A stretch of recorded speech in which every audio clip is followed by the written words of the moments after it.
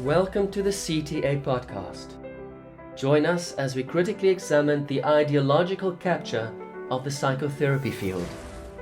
Here we discuss better, common humanity proposals for a fairer society. Our discussions are thought-provoking, and our guests are from diverse backgrounds, bringing unique perspectives to the table. This is the CTA podcast with your hosts, Jaco van Zyl and Christine Siefen.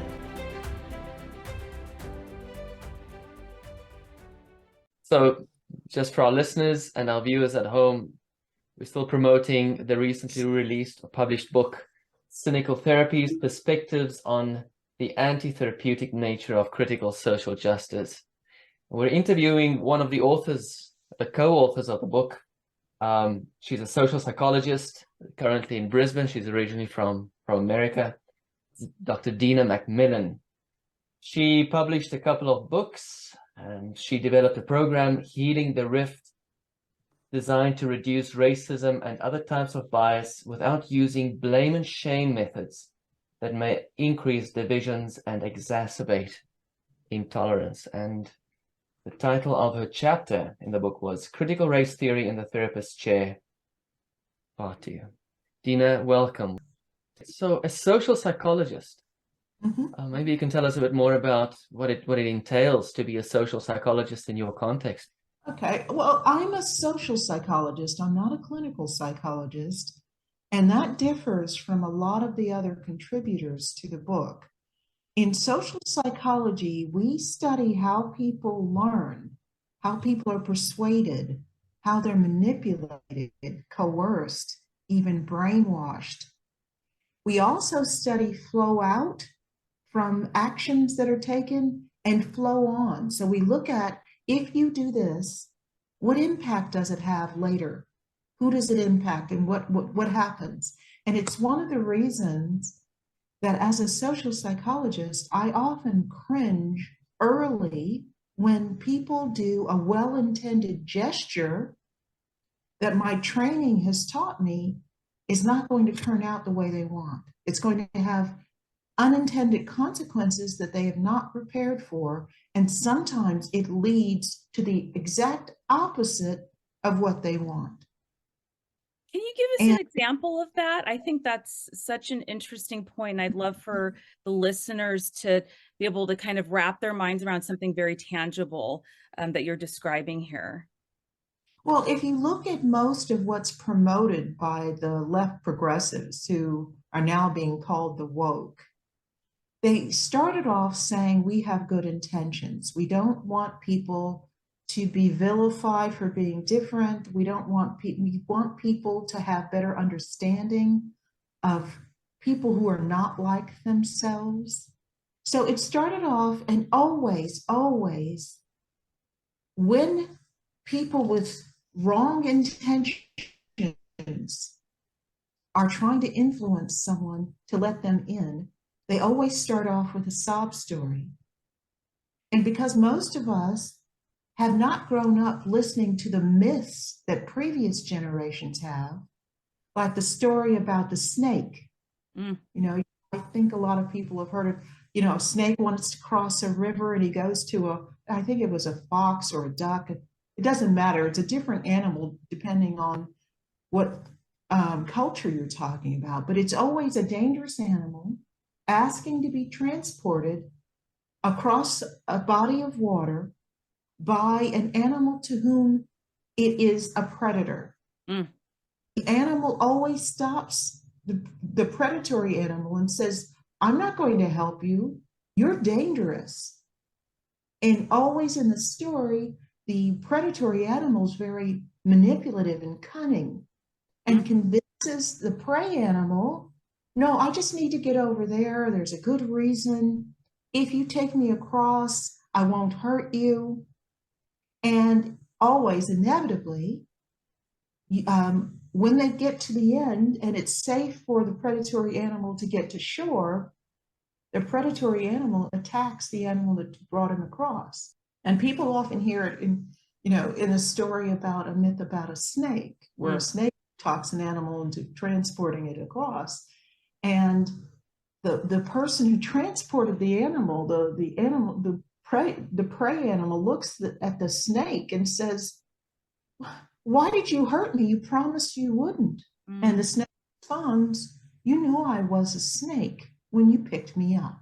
And I think I'm seeing that. I've been seeing that all of my life as I've watched, as people are being told, you're a bad person if you consider the impact on your own family, on your own culture, on your own life, by allowing someone in who's not just different, but whose morals, values, lifestyle could be in direct conflict with what you want.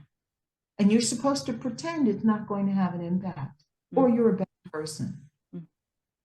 And I've watched this in all sorts of ways, where we're in a society now where young women are being taught you're a bad person for having sexual boundaries. Yes. And it starts off with like, you're boring if you're heterosexual. I saw something recently that said in Australia, 1/3 of young people identify as LGBTQI. Now, there is no species on the planet where that would be a positive thing, because one of our primal drives is to reproduce and raise our young. Our young stay vulnerable far longer than other animals. We need the protection of the parents there. So having a huge proportion of the population who are basically saying, we're not going to have children with the other parent, we're not going to raise them together, even from the most basic level, that would be a problem. But I see why they do it, because the media has been teaching them all of their lives that being heterosexual is boring. Yes. That having sexual boundaries, they call it vanilla. They have sayings like, calling people things like, oh, it's kink shaming. As a person who considers themselves relatively conservative, I have no problem with that.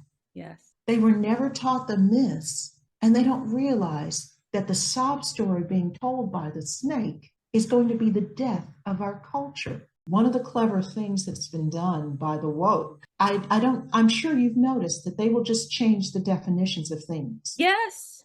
So racism, I even made a video called Why You're Not a Racist. And I talk in the video about how racism used to be a conscious decision to dislike, disrespect, or even hate other people simply because they were different from your own race. Now is being presented as just the fact that you're white. Yes. And if you would have told me when Whiteness. I was young, if you would have told me when I was young that I would be spending my middle age defending white people, I would have laughed. I integrated an all-white neighborhood when I was 7. And when we first drove to the house, we had boys on bicycles coming after us saying, "Get out, niggers." Wow. So I go from that Uh-huh. to having to defend white people because above and beyond everything else, justice is what Western culture supports. Yes. It is not just, it is not fair, it helps nobody the way they're doing this. And that brings me to why I've spoken openly on trigonometry and other podcasts about being against critical race theory. Critical race theory was developed by lawyers with an agenda and a grudge and a point to prove. And people have picked it up and just taken it to the nth degree. These same people who've been brought up to feel, I need to feel guilty about something one of my ancestors may have done, ignoring all the trials and tribulations my ancestors went through. Okay, because you're white doesn't give you an easy life. Sure. Irish, if you had people, the Irish talk about what they've struggled through over the last 600 years, it's considerable. So who wins? People need to ask, if you teach Black people You're a perennial victim who will never be accepted. Everything in the society you live in is designed to oppress you. You teach white people, no matter what you do, you're fragile, you're blind, silence is violence, it's white privilege, that you have to constantly apologize. Mm-hmm. Who wins? Mm-hmm. And the answer is none of us. Mm-hmm. The only people that win are the people at the top of the tree in the Black Lives Matter. I said Black Lives Matter because my mind went to Yes. line in the paper called Black Lives Matter. Yes. Because they were talking about all the houses being purchased by the people at the top. Yes, in Beverly Hills. Yes, over here in California. Absolutely. Beverly Hills. And how many of them were caught laundering money that had nothing to do with helping the community. I mean, the inner city Blacks here in California, and this is something I've said on podcasts, and my goodness, I would be canceled from anybody's show probably after that, but it's what I have observed combined with some factual statistical information. The inner city Blacks in LA have much more privilege and access to resources than white people who are living in rural West Virginia. It is a very poor state here, probably the poorest in the country, and they don't have access to resources. That's the big thing. So they don't all have running water that's clean. They have septic tanks still for plumbing. They still have, their power will go out because it's not sourced, or they don't have generators in the same way. So if you're in the inner city in LA now, and you go to the county or you go to the city and say, hey, my child, we don't have the internet at home, we don't have school, books, we don't have this, we don't have, access to a computer to do Zoom, the city and the county will give it to you for free. They will give you those books. They will send tutors to your home. They will do whatever it takes. They will send transportation. If you can't get on the school bus, we'll find you another way to get to school. They will do all of those things to make sure that those kids have the same access to those resources as others. They don't have that kind of money in West Virginia. So if you go and tell a poor white kid in West Virginia that they're privileged simply because of the fact that they have white skin or a lighter color skin, they would laugh at you, and they would be right to do so, because it's not so much about that there. It's about class and access to resources they don't have money for.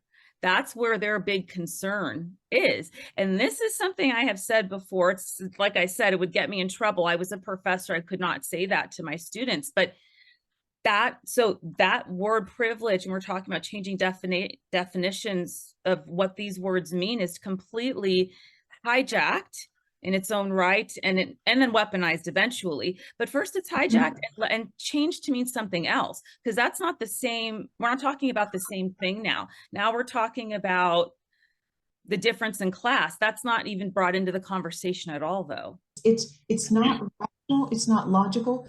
I really believe that what we have now is an acceleration that is designed to destroy Western culture. Yes, it is. And every gain Western culture has made, including, and first and foremost, the rights of women. So they're starting there. Yes. But that's not where it's going to stop. They're reversing on it now. And it's interesting because looking at the whole racial thing and about the plight of Black people, I came from a family with 5 kids. My father was enlisted military, so he didn't make very much money. My mom was a stay-at-home mom. So the probability was high that none of us, my dad didn't even finish high school. My mother had a high school diploma. So looking at the statistics, you'd say, oh, so none of them would actually have higher education either. Well, that's not quite the case. 4 out of the 5 have bachelor's degrees, 3 out of the 5 have at least a master's degree, and I've got a doctorate from Stanford. One of my youngest sister also has an undergraduate degree from Stanford. What was the difference? There were a couple of differences. Number one, my parents were married to each other and stay Yes. married throughout our lives. Also, That nuclear family. nuclear family with a mom and a dad. And a Yes. dad. A mom and a dad. All the evidence says that. Politically incorrect to say. Yeah. Yes. For me, I'm a social scientist before I am everything else. So I had two parents married to each other who stayed together throughout our lives.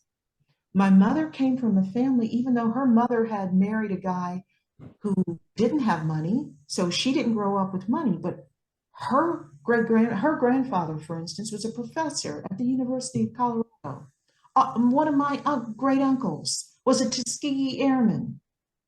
My uncles were all lawyers and doctors, and so she knew education was key. So she also brought us up. We didn't have nice clothes, but we had books.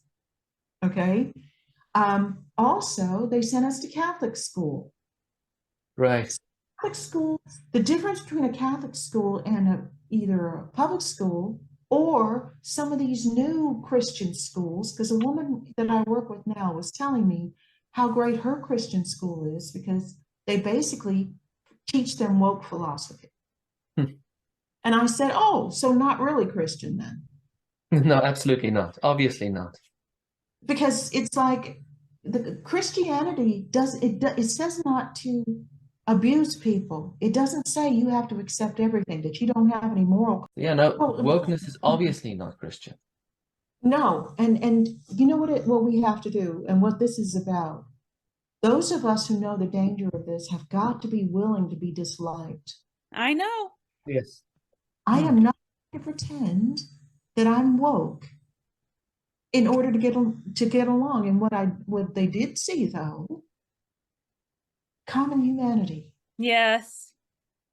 So don't underestimate the power each of us has to just be the person that says, but the emperor has no clothes. Yes. Yes. We have got to fight back because the other side has seen weakness by our desire to be liked. Yes.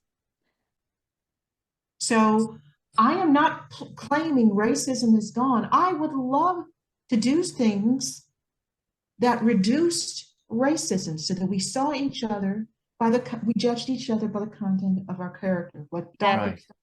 was fighting for, what he died for. I mean, he didn't say it. They killed him for it. Yes. So this is what I support. But Black Lives Matter, wokeism takes us in the opposite direction from that, as does race theory. So we already had the interview with Carol, and Yes. she explained to us critical social or critical race theory in the therapist chair when Mr. or Miss or Mrs. CRT came to see a white Ms. CRT came to see a white psychologist, and that was quite interesting. You went the other way and you said, how about I write this chapter about CRT visiting a black psychologist? How about you tell us a bit more about that? Well, I thought Carol Sherwood's idea was brilliant because it's very hard for people to really understand something without having a story behind it. You know, seeing something personified is much clearer to the mind and more memorable than just having theory or having someone expound about something. So she walked you through, and the viewers can see the interview that she did about how a realistic depiction of what we basically made CRT, although I don't know if we put a gender of CRT in the book, but we certainly thought of CRT initially as female, and in fact, Carol and I have actually decided to take it further. We're writing a short script for a short film, and we're almost finished. We have a short film that we've written where we take the basic premise that we used for these chapters and we flesh it out a little bit. So you get a story of how CRT grew up, what her family life was like, and what it's like to work with someone, the issues she would have as an adult in the work world with an idea and the ideology that CRT promotes. So we saw how CRT's insistence that white people can never fully accept people who are non-white. So they decide to send, she said, why don't we send CRT to see you? Now, although I am not a clinical psychologist, I have done short-term counseling when I was in LA. So it is realistic to have some, and I do short-term counseling sometimes in my domestic violence work. So it's realistic to have somebody come to me.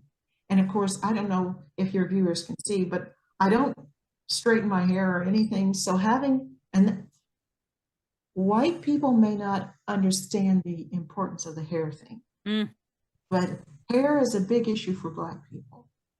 So the fact that I don't straighten my hair, I am seen and treated a certain way by Black people because of that. Where if I straighten my hair, it's drama, it's due to discrimination, it's a long story. But I thought I would mention it in the chapter because if the person reading the chapter is Black, they would understand what that meant. So that CRT walks in, sees a Black therapist. I have been working full-time 24 hours a day. I'm not normally this pale, so I'm usually a little brown. So she walks in and she sees me, sits down and thinks, okay, this person will understand my perspective. But everything's about the lens of critical race theory and activism. Because she would have assumed if I had assimilated or had subconscious white supremacy, that I would straighten my hair. Because I don't know if you know this, but research shows that Black women with natural hair are less likely to get called back for interviews. So it does matter. You know, it's human nature. People are more comfortable with other people who look like them. I don't care where on the planet you go. It's in-group preference. Yes. If they become acquainted with it through being around different people or seeing it in the media or then it's not as foreign to their eye and their brain. That becomes part of the group identity.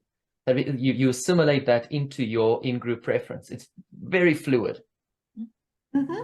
So that's part of what I do. I think the ideal is to expand, you know, not to try to get rid of us and them, because that's pre-programmed in our minds, just to expand who us is. So basing it more on, do we have basic fundamental values that are, I don't know, compatible? Don't have to be identical, just compatible. So you can expand the us, but I assumed if CRT were a real person, she walks in, she sees me with my natural hair, and I'm also Black, she would make an assumption about how I thought. And that's very realistic that she would do so. So she sits down in my chair and starts, you know, with all these white people don't understand, it's all this. And it's like, my thing is, okay, why are you having problems? What are your issues? Let's take it out of groupthink and look at your individual issues, how you're dealing with the world, what's, you know, your anxiety levels. Let's talk about you. And she doesn't want to do that. She basically wants a conference where we just share all of our criticism about white people. And she wanted me to reinforce the worldview of critical race theory rather than actually address the problems that had sent her to me in the first place. So when I wouldn't do that, I get accused of internalized white supremacy. That, you know, there's something wrong with me if I don't buy into this, if I don't think everything should be about activism. And she didn't reject me to the same extent that Carol was rejected, but I was definitely rejected by CRT. Because I'm looking at this and saying, okay, you know, somebody that I met in the UK and talked to in the UK, mentioned something, and I'm hoping it's true. He was talking about one of the First Nations people in the US, one of the tribes, that they had a norm and a policy when they would have meetings about strategy, about where to go, what to do, that at the end of the meeting, the grandmothers would all stand up and say, but yes, but does it grow corn? Mm. So I think we need to have a policy now of where does it take us and be able to really consider the answers. But the willful blindness that is enforced with wokeism also prevents us from finding any solutions. Because if you're not allowed to actually examine what the problems are, because it's not politically correct, or it goes against the narrative to say this lifestyle has a low probability of you ever having good mental health and good friends and lasting, or whatever. We're not allowed to do that anymore. We're supposed to ignore all the evidence and just stick to the narrative, even when the narrative leads people astray.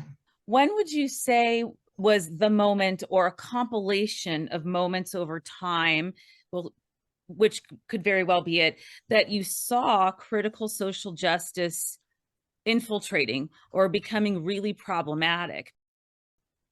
I think that aspects of it were in my understanding even as an undergrad. Because when I applied to Stanford, they had an affirmative action program that I did not want to participate in. So I didn't put my race on my application. They knew I was female because my name is Dina. That's kind of a clue.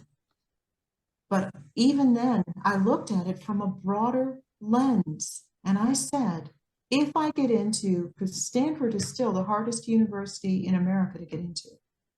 If I get into this university because they're going to give me a break for being Black, forever after, people are going to be able to diminish my accomplishment by saying the only reason you even got in was because you were Black. So when I showed up, the professors were quite surprised.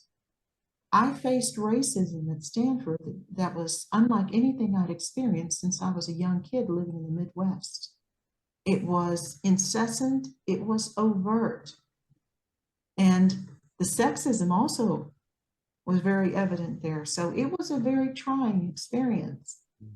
Even then, I saw the solution wasn't to quit. The solution wasn't, I said, people have died so I can even have this opportunity to compete. So at one point, my then advisor asked me, how do you handle being treated so differently than everybody else? Because my class was quite small, it was only 9 people. And I was obviously treated very differently from the other students. She said, how do you handle it? I said, eyes on the prize. And I reminded her of the sacrifice. And I said, you can please tell them they have 2 choices to get rid of me. They can put me in the ground, kill me, or they can put PhD behind my name. Those are the only 2 ways I'm leaving. Because I would make appointments with professors, they wouldn't show up. I would ask questions in class, I was completely ignored. I had sufficient evidence for a major lawsuit. Stanford would have been Dinaville, okay? It was horrible. Yeah. But compared to being set on by dogs, beaten in the street, hanged from a tree, what I went through was nothing. Mm. And if there is an afterlife, I want to be able to look them in the eye when they ask, what did you do? I took that baton and I moved it further. And I can't do that being silent. I can't do that wanting to be liked by woke people. I can't do that watching my society that I love driving people over a cliff because it's more important for me to be popular than for me to say stop, and at least some of them will. And you can't do that taking revenge. No, I'm not trying to take revenge. I'm just trying to. No, but I mean, that is what people would, that is what we see with wokeism. Mm-hmm. They have this, what the group analyst, or the large group analyst, Vamik Volkan says, they have this chosen trauma. Mm-hmm. And they invoke this trauma, this historical trauma. And what he says is that then there's time collapse that takes place. And people in the here and the now enact not only the trauma, but also the response to the trauma. And they pick from their surrounds the enemies that would resemble the enemies of the past. And they would enact their vengeance and their revenge on innocent people. But because these people look like the perpetrators, they feel justified in taking revenge upon them. You didn't go down that route either, even though you suffered racism in the past, not so. Well, I'll tell you what, one of the things I told to my work colleagues that I work with now, because people try to put me in a box. It's not that easy. So I mentioned a very real story of the kids on the bikes saying, "Get out, niggers." Mm. And then I also mentioned the follow-up. If you fast forward a year from that, several of those boys were actually friends. Unbelievable. My mom said there's a difference between ignorance and hatred. Mm. And the person who acts out of ignorance could end up being your best friend. Yes. So she did not, hatred costs you. I mean, I look at the fact that I moved to Australia. I've worked in areas, I had a contract in an area of Australia that's like 95% Anglo, very working class. I was warned by my urban friends, oh my God, they are not going to accept you, except they had an Australian accent, but anyway. They are not going to accept you. I didn't hesitate. I said, I found that working class people are usually my best allies. Mm. Because if you're an electrician or a plumber, you put stuff together, it doesn't work. Mm. Everything falls apart and you don't get hired again. They can't afford the woke thought. They can't afford to go theoretical and have willful blindness. Mm. Mm. Put up a building, it has to have a solid foundation or it falls over. Mm-hmm. So their work gives them a natural attitude of show me what you've got, and it has to actually add up. So when I'm providing them with information, whether it's about domestic violence prevention or my Healing the Rift, and it adds up, and it doesn't vilify anybody, and it says, okay, here's how we go forward together. Here's how we build something strong that will last. I'm fully accepted. Yes. Even though I don't look or sound like them. Mm. Yes. Which is why it seems to me there's such a draw to destroy the working class. That's class in which the most sense of authentic community really exists. Right. As opposed to these elitists. Correct. Mm. Yes. Well, the elitists have gone to universities that have been captured probably since the 60s. I know I had to replace one of my dissertation advisors because I wrote my dissertation on the non-financial costs of being on welfare. Mm. So I had been part of a landmark study of homeless, at-risk, and formerly homeless families. And I went back into the data and I compared the working poor to the welfare recipients on a variety of measures, because one of my specialties was interpersonal relationships. So I'm looking at conflict, sense of hope for the future, how many bonds you have with other people, et cetera, et cetera. And on every measure, it was not just significant, it was dramatic. A difference between the working poor and the welfare recipients who probably had the same income level. But these people had accountability, they had a sense of purpose, they were contributing to society. These people were told, if you just stay over here, shut up, and don't do much with your life, and don't make waves, we'll pay you off a little bit. Not much, just enough to survive, but this is what we'll do. And she said I wasn't allowed to look at welfare. If I compare your attitude to CRT in the therapist chair, I see many, many contrasts. I wrote the note I wrote down next to this one paragraph under the heading Critical Race Theory Meets a Black Social Psychologist, just above Critical Race Theory Tenets at Work. I wrote, CRT was primed to be hostile and to treat all white people with suspicion. That heightened paranoia, that in psychoanalysis we say this envious operation that takes place all the time. You're ready to take a gesture from another person, measure it, and enviously spoil and destroy it. Always ready to destroy if that signal from the other person comes from a forbidden identity, such as a white person or a male.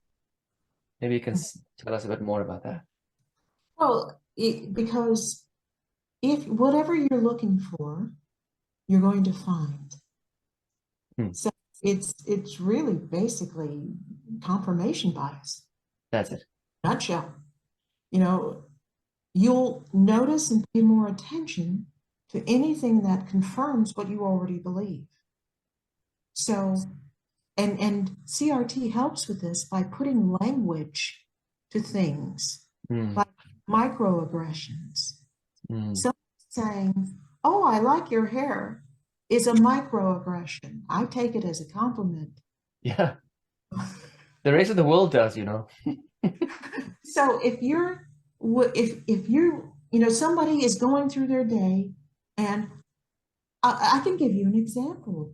I was taking the bus the other day because I live near all this public transport, which is so fun. So I don't have to drive. So I'm getting on the bus. The bus driver didn't see me, and he almost closed it on me. So it went like this, and I was like, you hit me in the head. So I get in on the bus. I forget about this guy, okay, because I have other things going on in my day.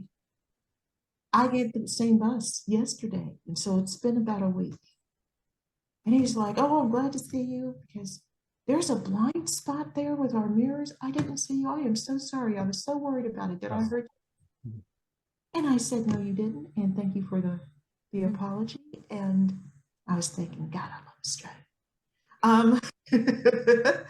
But I wasn't necessarily looking for malice. I was looking for somebody not paying attention. Right. I would have looked for malice. That was a microaggression.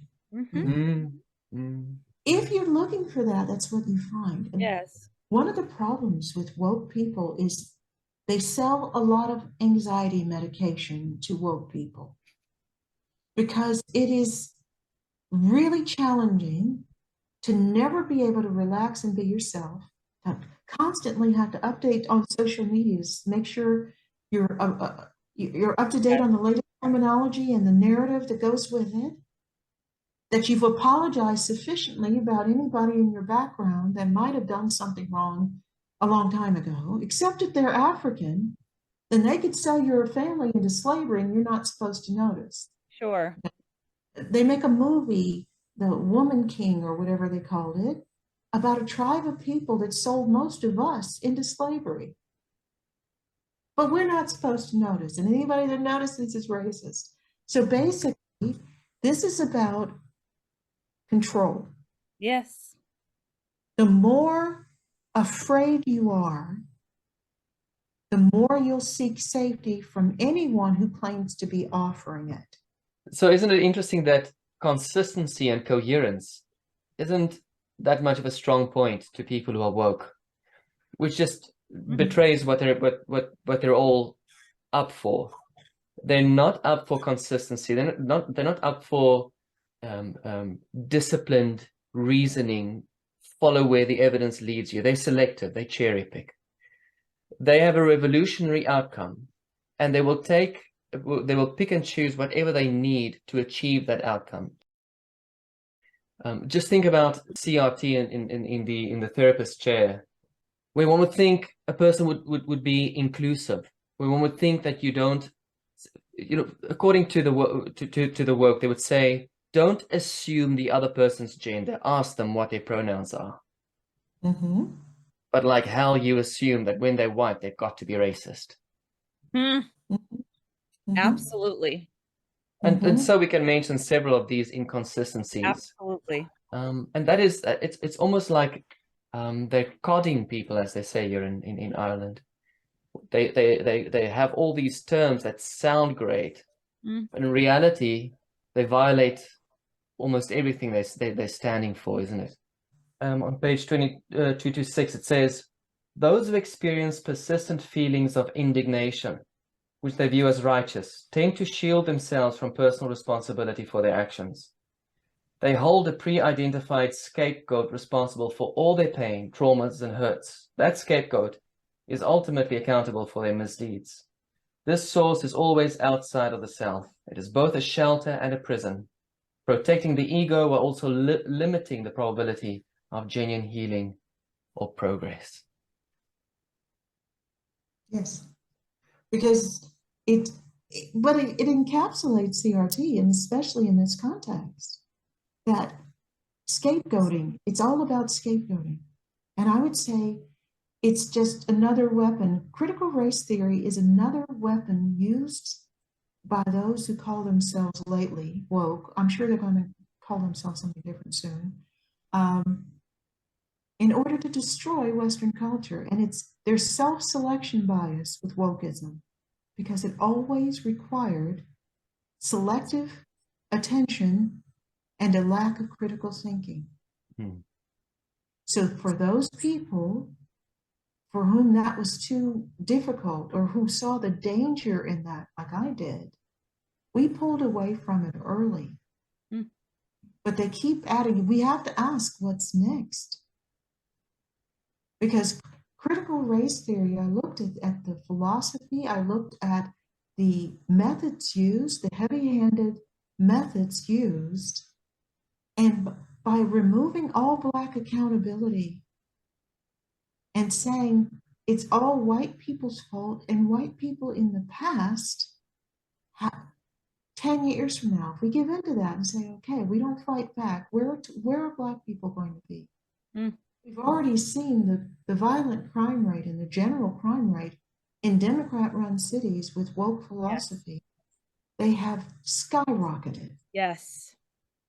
Critical race theory doesn't focus on any of the issues that are costing the Black community, like a lack of focus on education, on formal education,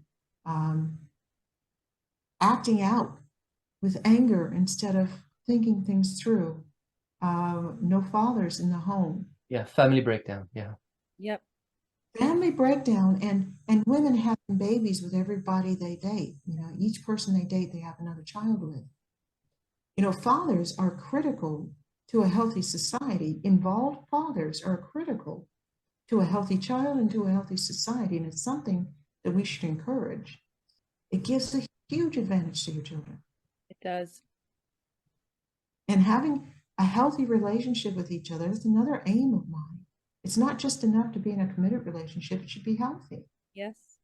Right. Why teaching that instead of teaching our kids to hate each other, or to follow the next trend, or to mutilate their bodies as a way of getting attention?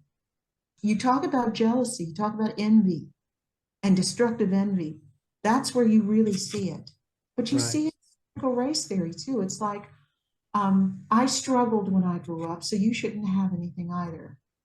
Right. Precisely that. You have something you've taken from something from me.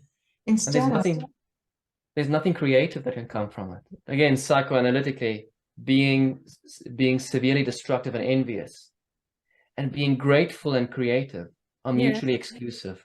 Yes. They can't coexist. And that is why all these critical social justice theories are so envious and are so destructive. And that's why we don't see anything creative from them. And even what they do produce creatively looks ugly. Just now recently, Sam Smith and his orgiastic performance, shocking.